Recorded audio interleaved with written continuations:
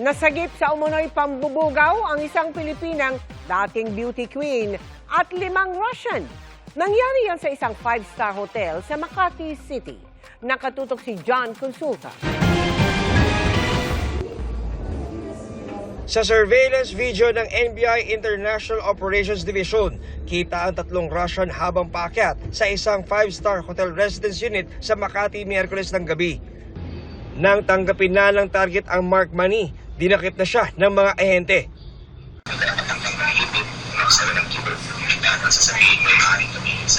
Meron pong pumasok na report sa atin, intel report. Meron po siyang mga tinatawag natin na mga dala-dala ng mga kababaihan.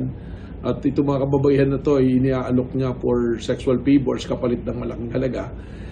Sinecure naman ng mga NBI agents at city social workers ng Makati ang 5 biktimang Russian at isang Pilipina. Pilipina na medyo kilala sa beauty industry dahil isa siyang dating beauty queen. Kasama po sa protocol na gagawin natin ay makipag-ugnayan sa Russian Embassy.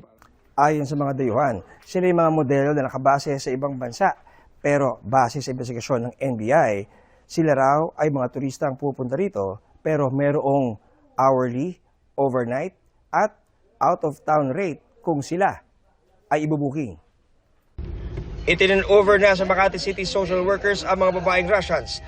Tumanggi naman magbigay ng pahayag ang inarestong 42 anyos na suspect. This will be qualified human trafficking kasi more than 5 kababaihan itong kanyang ginibiktima for human trafficking. So ito ang ipapail natin na kaso rito. John Consulta, Nakatutok, 24 Oras.